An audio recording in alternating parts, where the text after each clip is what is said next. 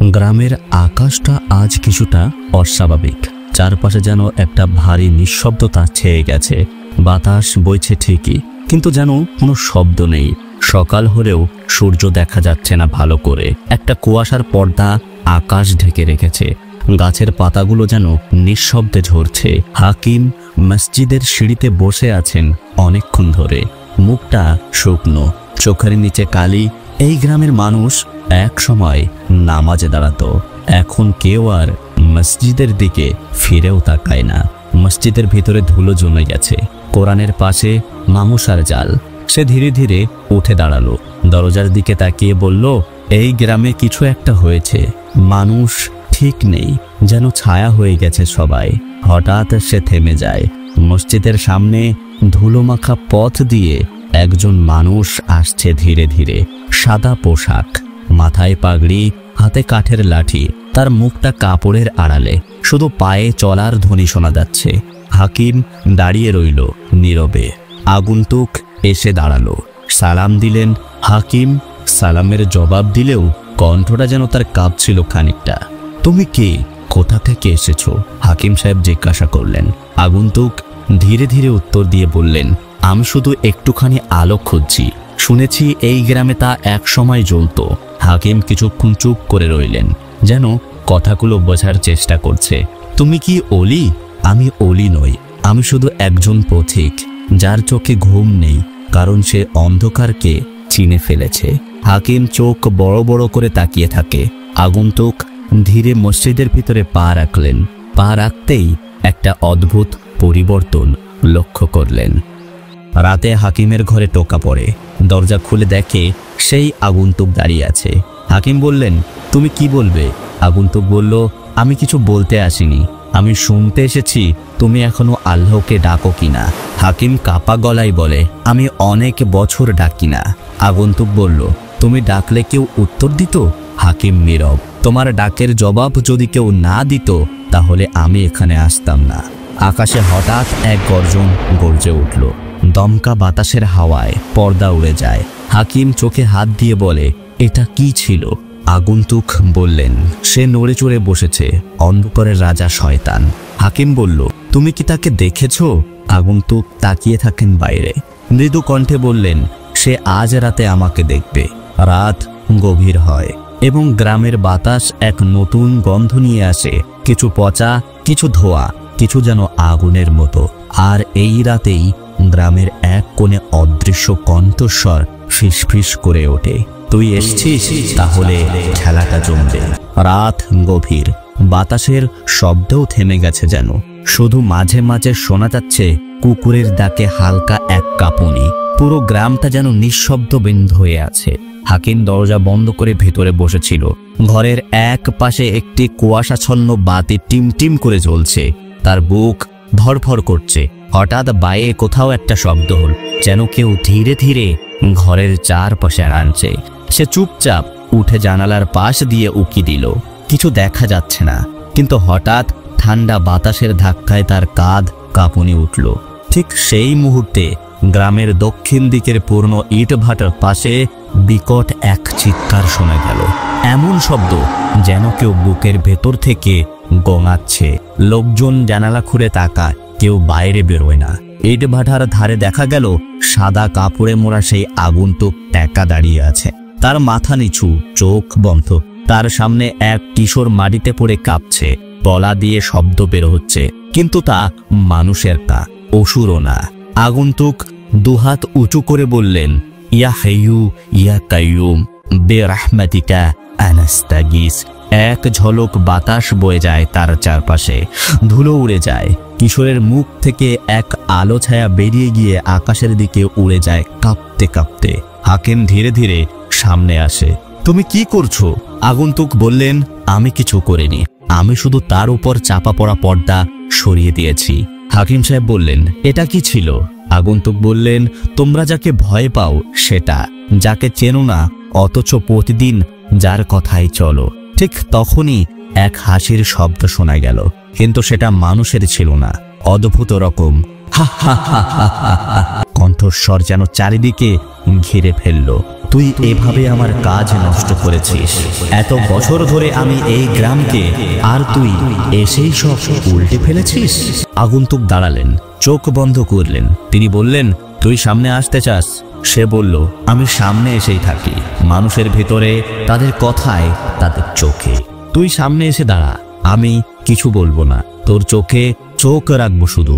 হাসির শব্দ থেমে গেল, কয়েক সেকেন্ড নিস্তব্ধতা, তারপর আবার সেই কণ্ঠস্বর, এবার গভীর হিংস্র। তাহলে শোনো, আমি আসছি আগামী রাত, পূর্ণ চাঁদের রাত। আগন্তুক মাথা নিচু করে বললেন, শয়তান সামনে এসে দাঁড়াবে, সেটাই তার সবচেয়ে বড় ভুল হবে, কারণ আমি একা নই। চাঁদ আজ একটু বেশি উজ্জ্বল, আর বাতাসটা ঠান্ডা হলেও অদ্ভুত রকমের ভারী। হাকিম মসজিদের বারান্দায় দাঁড়িয়েছিল, এখনো তার কানে বাজছে আগের রাতের সেই গলা। গভীর রাত, পূর্ণিমার চাঁদ, পেছনে পায়ের শব্দে সে ঘুরে দাঁড়ায়। আগন্তুক ধীরে ধীরে মসজিদের ভেতর থেকে বেরিয়ে এলেন। চোখ দুটো আগের রাতের মতোই শান্ত, কিন্তু আজ মনে হচ্ছে তিনি কিছু দেখছেন, এমন কিছু যা অন্যরা দেখতে পায় না। তুমি কি জানো সে কোথা থেকে আসবে? হাকিম ফিসফিস করে জিজ্ঞাসা করল। আগন্তুক উত্তর দিলেন না, বরং একবার আকাশের দিকে তাকালেন। তারপর ধীরে ধীরে দক্ষিণ পশ্চিম দিকের পাথরের খোলা মাঠের দিকে এগিয়ে চললেন। পাথরের মাঠে পৌঁছাতেই তারা দেখল চারপাশের বাতাস একেবারে থেমে গেছে, শুধু মাঝখানে একটা ছোট বেদির মতো পাথরের উপর ছায়ার মতো কিছু দাঁড়িয়ে আছে, যেন ধোয়া, আবার যেন আগুনের শিখা। এক তীক্ষ্ণ শব্দে সেই ছায়া চেঁচিয়ে উঠল, তুই বলেছিলি সামনে দাঁড়াবি। আগন্তুক সামনে এগিয়ে গেলেন। চাঁদের আলোতে তার ছায়া পড়েছে ঠিক শয়তানের আগুনের উপর। আগুন যেন একটু কেঁপে উঠল। তুই জানিস না আমি কি ছিলাম? শয়তান ফুঁসে উঠল, তোর আগে আমি ছিলাম, তোর কোরআনের আগে আমিই ছিলাম। আগন্তুক মাথা নিচু করে ধীরে বলে উঠল, আমি সেই যে সেজদা করেছে, আর তুই সেই যে অহংকার করেছে। শয়তান অগ্নিকণার মতো ছড়িয়ে পড়তে লাগলো, চারপাশে ঝড় উঠল। আগন্তুক দাঁড়িয়ে রইলেন স্থির, তার ঠোঁটে নরম শুরু হলো। ঠান্ডা গলায় তিনি শুধু বললেন, আউযু বিল্লাহি মিনাশ শাইতানির রাজিম। সেই উচ্চারণে বাতাস কেঁপে উঠল। শয়তানের আগুনের ছায়া এক ঝলক বাতাসে ছিন্ন ভিন্ন হয়ে পড়ে যায়। চারিদিক থেকে যেন কালো ধোঁয়া উঠে আকাশের দিকে চলে যায়। কিন্তু একটা কর্কশ শব্দে শয়তান হেসে ওঠে আবার, এবার আরো দূর থেকে। তুই একবার আমাকে সরিয়েছিস, কিন্তু আমি তো মানুষের অন্তরে খেলি, এবার আমি ওদের ভেতর থেকেই আসব। আগন্তুক চুপ, মাথা নিচু করে বসে পড়েন সেজদার ভঙ্গিতে। তার কপালে সেজদার ঠিক ওই জায়গায় আলোর একটি রেখা ধীরে ধীরে ছড়িয়ে পড়েছে। পরদিন সকালে গোটা গ্রামে গুঞ্জন ছড়িয়ে পড়ল। ফারুক নামে একজন লোক চিৎকার করছে, আগন্তুক আসার পর এই গ্রামে অশান্তি লেগেই আছে। সে আসার আগেই সব ঠিক ছিল। লোকজন তার কথা শুনে কেউ কেউ সম্মতি জানাতে লাগলো। আগন্তুক তখন মসজিদের ভেতরে বসেছিলেন। হাকিম এসে সব বলল তাকে, মানুষ ভুল বুঝছে, তারা তোমার বিরুদ্ধে চলে যাচ্ছে। আগন্তুক চুপচাপ তাকিয়ে রইলেন। তারপর মৃদু কণ্ঠে বললেন, এটাই তো তার খেলা, সে এখন মানুষকে আমার বিরুদ্ধে দাঁড় করাবে। সেই দিন বিকেলে ফারুক ও কয়েকজন লোক মসজিদের বাইরে জড়ো হলো। তোমার বন্ধুকে বলো সে যেন এই গ্রাম ছেড়ে চলে যায়, আমরা তাকে চাই না। মসজিদের ভেতরে বসে থাকা আগন্তুক কথাগুলো শুনতে পাচ্ছিলেন। তিনি দরজা খুললেন, বাইরে বেরিয়ে এলেন। ফারুকের দিকে তাকিয়ে বললেন, তুমি যদি চাও আমি এখন এখান থেকে চলে যাব, তবে একটা প্রশ্ন, তুমি কি এই গ্রামের জন্য সত্যিকারের শান্তি চাও? ফারুক চুপ। তাহলে মনে রাখো, যে আলো তার পথ হারিয়ে ফেলে তার সবচেয়ে বড় শত্রু সেই নয় যে তাকে দেখে, বরং সে যে তার চোখ বন্ধ করে ফেলে। সেদিন রাতে আগন্তুক মসজিদের এক কোণে বসে কাঁদছিলেন। মসজিদের পাশের দেওয়ালে হঠাৎ আঁচড়ের মতো শব্দ শোনা গেল। অন্ধকার থেকে সেই কণ্ঠস্বর আবার ফিসফিস করে উঠল, তুই একা পড়ে গেছিস, তোর যুদ্ধ তো এখনই শুরু হয়নি। আগন্তুক চোখ বন্ধ করলেন। ঠোঁটে আস্তে আস্তে ভেসে উঠল আল্লাহ তাআলার স্বরূপ। গ্রামে নতুন করে কিছু অদ্ভুত ঘটনা ঘটতে শুরু হয়েছে। এক বৃদ্ধা হঠাৎ করে তার নিজের ছেলেকে দেখে চিৎকার করে উঠেছে। একটি বাচ্চা 3 দিন ধরে কথা বলছে না। লোকেরা বলছে এই মসজিদেই এই আগন্তুক থাকে। তার দোয়ায় এসব হচ্ছে। হাকিম একা বসে মাথা চেপে ধরে আছে। একটা ছোট ছেলে দৌড়ে এসে বলল, চাচা, ফারুক চাচা বলেছে আগন্তুক নাকি আজকে জিনের সঙ্গে দেখা করে এসেছে। তখনই আগন্তুক চলে এলেন, চোখে গভীর বিষণ্ণতা। হাকিম জিজ্ঞাসা করল, তুমি কোথায় ছিলে? আমি একটু দূরে গিয়েছিলাম, আল্লাহর কাছে কিছু চাওয়ার ছিল। সেই রাতেই শয়তান আবার আঘাত হানল। হাকিম ঘরে ফিরে দেখতে পেল তার ছোট মেয়ে। সে সব সময় রাতে আয়াতুল কুরসি পড়ে ঘুমাতো। সে আজ হঠাৎ গলা দিয়ে গড়গড় আওয়াজ তুলছে, চোখ বড় বড় করে তাকিয়ে বলছে, তোর বন্ধুটা মরবে, আমরা সবাই একসাথে। হাকিম দৌড়ে মসজিদের দিকে গেল। ভেতরে আগন্তুক সেজদায় আছেন। হাকিম চিৎকার করে বলল, তুমি দাঁড়াও না কেন? দেখো, আমার ঘরে সে ঢুকে গেছে। আগন্তুক ধীরে ধীরে সেজদা থেকে মাথা উঠালেন। তোমার কন্যার কণ্ঠটা এখন আর তার নয়, তোমার ভয়টাই এখন তার প্রবেশদ্বার হয়ে গেছে। তাহলে কি করব আমি? আগন্তুক চোখ বন্ধ করলেন।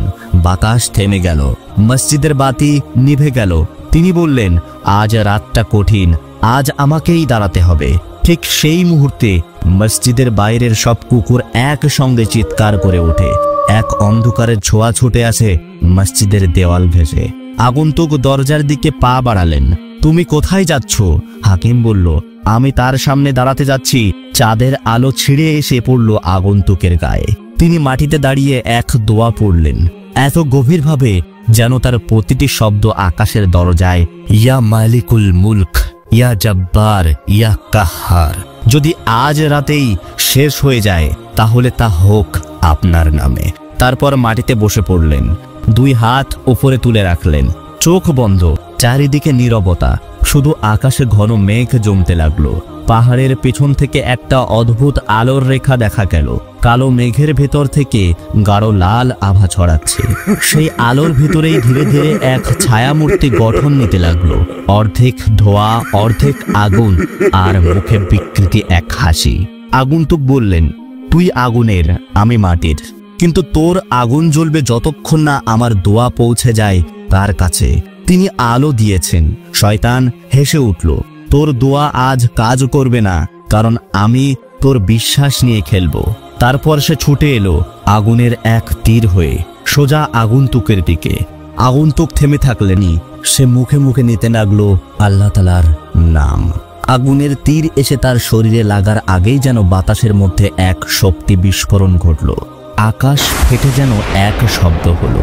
সেই ধ্বনিতে চারিদিক কেঁপে উঠল।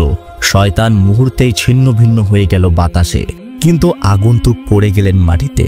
হাকিম দৌড়ে এসে তাকে জড়িয়ে ধরল।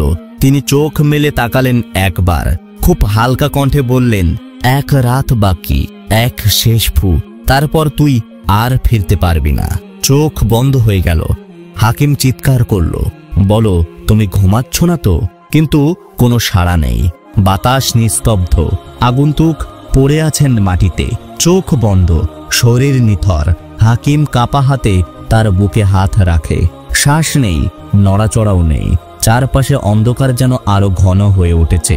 কিন্তু ঠিক তখনই আকাশের গাঢ় মেঘের ভেতর থেকে বিদ্যুতের মতো এক আলো ঠিক মসজিদের মিনারের মাথায় এসে পড়ল। সঙ্গে সঙ্গে এক গভীর শব্দ, যেন কোনো অদৃশ্য দরজা খুলে গেল। হাকিম মাথা তুলে তাকালো, যেন আগন্তুকের শরীর থেকে ধীরে ধীরে এক আলো বেরিয়ে মেঘের দিকে ছুটে যাচ্ছে, যেন কোনো বার্তা যাচ্ছে ওপরে। ঠিক সেই মুহূর্তে গ্রামের এক পাশে আগুন জ্বলে ওঠে।